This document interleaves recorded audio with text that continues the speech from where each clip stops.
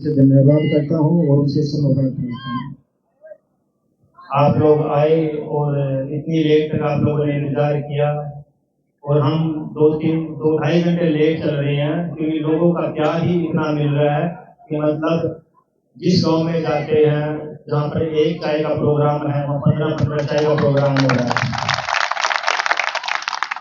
और सोचा भी नहीं था कि लोग मुझे इतना इमोशनल कर देंगे, इतना प्यार देंगे कि मतलब मेरे पास शब्द नहीं है कहने के लिए, उनका धन्यवाद करने के लिए। और ये बात भी बिल्कुल क्लियर हो गई है कि मेरे पुंडरी की जनता ने मन बना लिया है कि अब अपने पुंडरी हल्का को डेवलप करना है। इसके लिए मैं आप लोगों का एडवांस में ही धन्यवाद करता हूँ। और जो मेरे भाई कहता हूँ, जो मेरे भाई हैं, मेरे बड़े बुजुर्ग हैं, मैं उनसे हाथ जोड़ के रिक्वेस्ट करता हूँ कि अब आप पुंडरी हल्का के डेवलपमेंट के बारे में सोचिए कि हमारा पुंडरी हल्का डेवलप कैसे होगा। क्योंकि आज तक की जो राजनीति देखी है मैंने पुंडरी के इतिहास की, सिर्फ जात और बिरादरी की राजनीति देखी है। हमने देखा है कि यहाँ पे 2-3 हेलो यहाँ पे देखा है कि उस साइड की अलग बेल्ट बनी हुई है, इस साइड की अलग बेल्ट बनी हुई है, एक अलग बेल्ट बनी हुई है कि हम सब अपना अपना बनाएंगे, वो बोलेंगे हमारी जाति का बनेगा, वो तो हमारी जाति का बनेगा।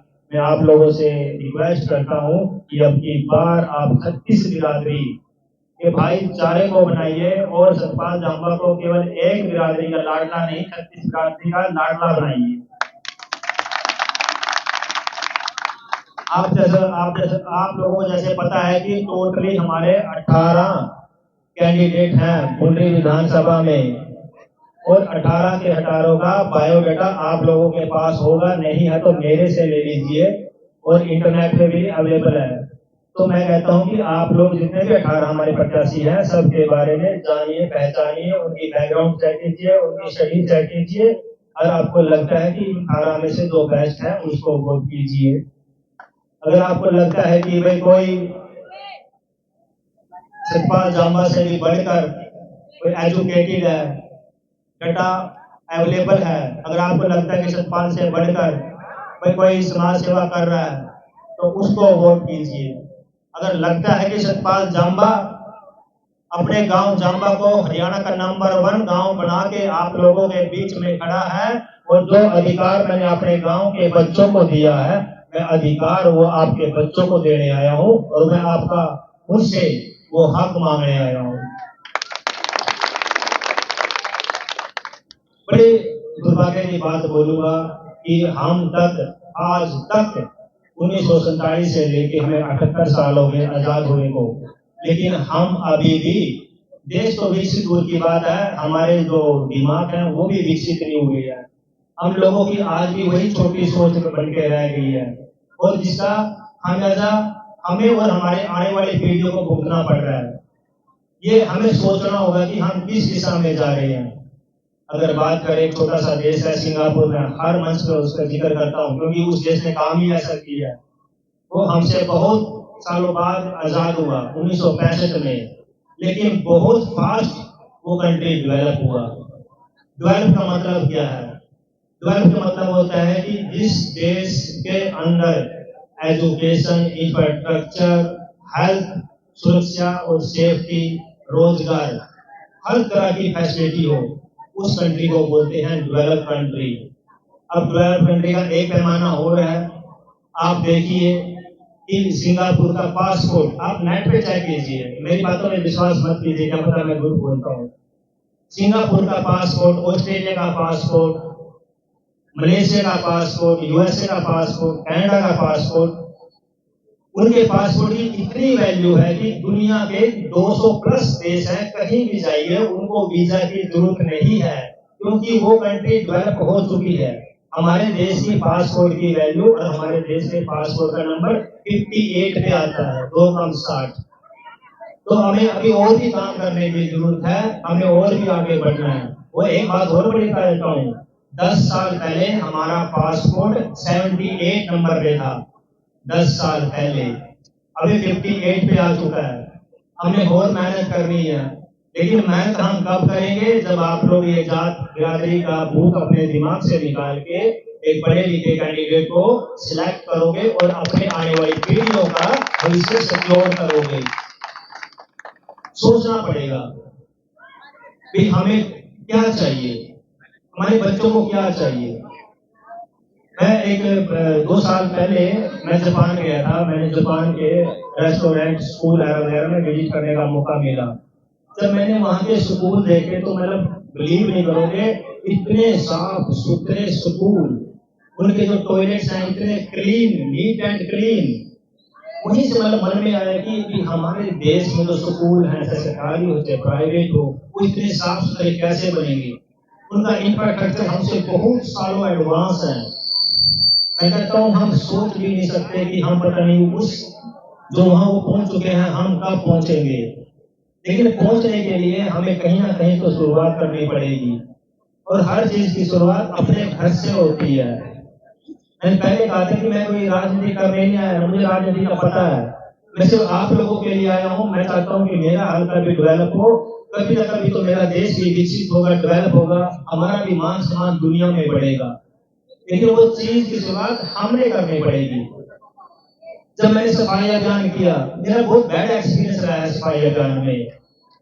मैंने देखा कि जितना गंद नालियों और गलियों में नहीं है, उससे ज्यादा गंद लोगों के दिमाग में भरा पड़ा है। लोगों ने हमें गालियां भी निकाली है, गांव से भगाया भी है हमें, लेकिन हमने हार नहीं मानी। मुझे पता है कि इन लोगों की सोच ही छोटी है, इनका कसूर नहीं है। इन्होंने कभी सोचा ही नहीं है कि दुनिया कहाँ कहाँ पहुंच चुकी है और हम कहाँ बैठे हैं। वो लकड़ी गुस्से और कुर्सी पे बैठे हुए कि भाई ये मेरी कुर्सी है, इन्होंने छेड़ दी वरना मैं कहाँ बैठ दूंगा। हम क्योंकि हमारी सोच छोटी हो चुकी है, हम गांव से गंद को बाहर निकालना ही नहीं चाहते। सोचिए वो गंद है हम क्यों निकाल रहे हैं, आप लोगों के लिए निकाल रहे हैं ताकि साफ सुथरा बने। गांव में कोई बाहर का आता है, फॉरेन से आता है, डेलीगेट्स आता है तो देखते हैं कि इस गांव में कूड़ी भी नहीं है, साफ सुथरा है, डोसे भी नहीं है।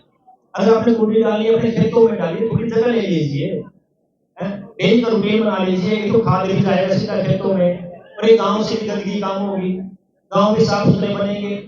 इस गांव में रहना किसने, हमने रहना है। अगर हमने रहना तो साफ सुथरा कौन बनाएगा इस गांव को, हम ही बनाएंगे ना गांव साफ सुथरा।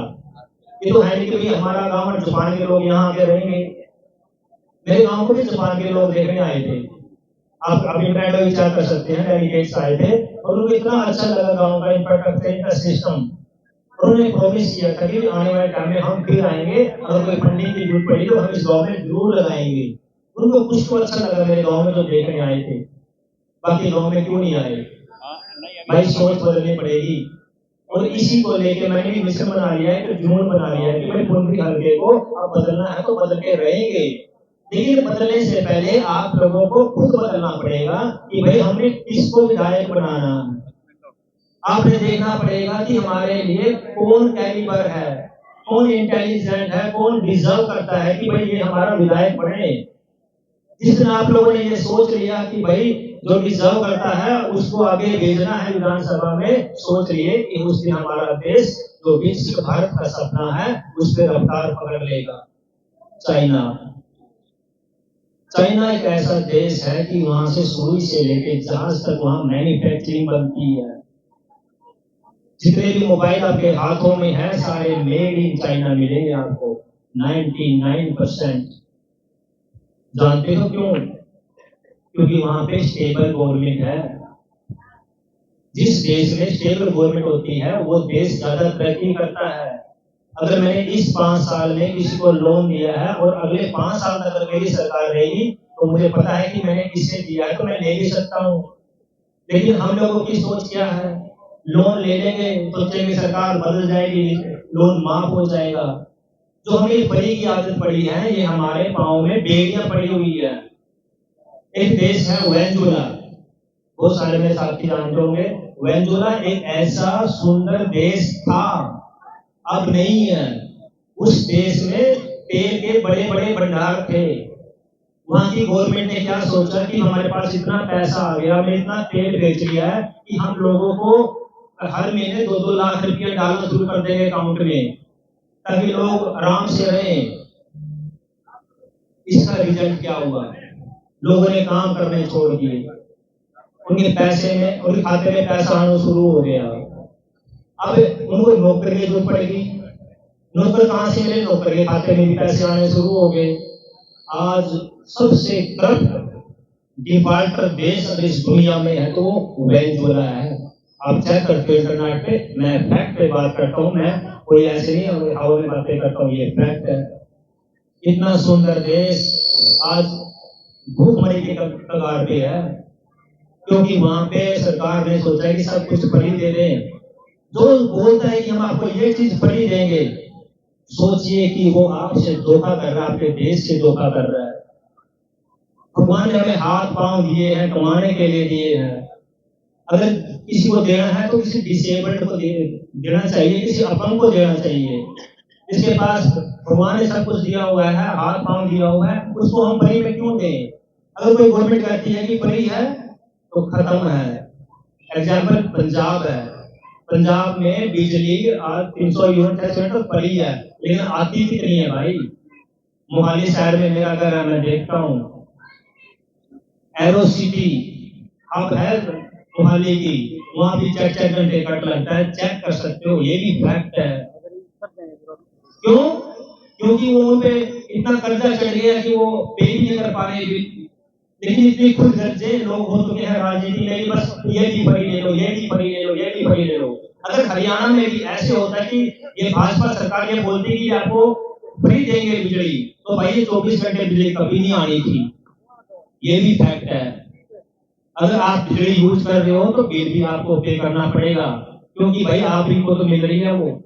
और अब तो हमारे प्रधानमंत्री ने एक सूर्य मित्र की ऐसी स्कीम निकाली है कि हर घर पे सोलर प्लांट लगेगा, बिजली बढ़ेगी, ग्रिड को जाएगी, जितनी यूनिट ग्रिड को जाएगी उतनी ही आप माइनस हो जाएगी, तो ऑटोमेटिक जीरो बिल हो जाएगा। इसको बोलते हैं दिमाग और देश सेवा, इसको बोलते हैं। स्कीम भी थी, बिजली फ्री भी थी, और बोझ भी नहीं पड़ा गरीब आदमी पे, और 24 घंटे लाइट भी थी। तो भाई ऐसी सोच की सरकार को चुनिए, किसी के बहकावे में मत आइए। ये वही कांग्रेस है 10 साल पहले, जहां नौकरियों में बोलियां लगती थी, रेट फिक्स थे, गरीब का सपना था कि वो सरकारी नौकरी लगेगा। आज इस सरकार में, भारतीय जनता पार्टी की सरकार में, गरीब से गरीब आदमी को नौकरियां मिल रही है, वो भी बिना खर्ची और पर्ची के। हमारे लोकप्रिय मुख्यमंत्री जी ने पिछले 56 दिनों में 128 काम किए हैं, 128, वो भी इंटरनेट पे अवेलेबल है, चेक कर सकते हो, झूठ नहीं बोलता। आप चाहोगे कि वो 10 साल पहले का कुशासन आए, या ऐसा मुख्यमंत्री आए जो दिन रात सिर्फ आप लोगों के लिए काम कर रहा है? हमारा हरियाणा तरक्की पे जा रहा है, हर कोई हमारे मुख्यमंत्री को बिल्कुल क्लोज, खासकर कुरुक्षेत्र लोकसभा वाले तो बिल्कुल उनको पास में से जानते हैं, दिल से जानते हैं, दिल से उनसे अटैचमेंट है। क्या आप चाहोगे कि ऐसा मुख्यमंत्री दोबारा ना आए? हम चाहते हैं कि ऐसा मुख्यमंत्री दोबारा आए और हमारे हरियाणा में जो पेंडिंग काम है वो भी हो, और गरीब के बच्चे को उसका हक मिले। और भारतीय जनता पार्टी की तो भाई जितनी बात करूं उतनी कम है। रात है कि रात अपनी होती है, इसलिए मैं लंबा सा बोल रहा हूं भाई, ठीक है भाई। भारतीय जनता पार्टी, आप लोग पढ़े लिखे हो भाई, आप कंपेयर कीजिए कांग्रेस और भाजपा।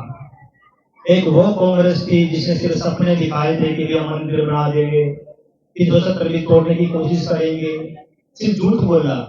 भाजपा ने स्पष्ट बोला, राज चला जाए फर्क नहीं पड़ता, लेकिन राम मंदिर बनना चाहिए, ये हमारा वादा है।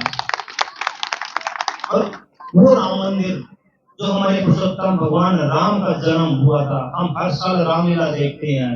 रामलीला में सबको पता है कि अयोध्या में भगवान राम का जन्म हुआ था, भगवान राम का जन्म हुआ था। ये सिद्ध करने में हमें 500 साल लगे अपने देश में। क्या बोलोगे कि कांग्रेस अच्छी थी? भाई पढ़े लिखे हो, भगवान ने दिमाग दिया है, उसको भी थोड़ा यूज कीजिए। देश के लिए क्या अच्छा है उसको देखिए।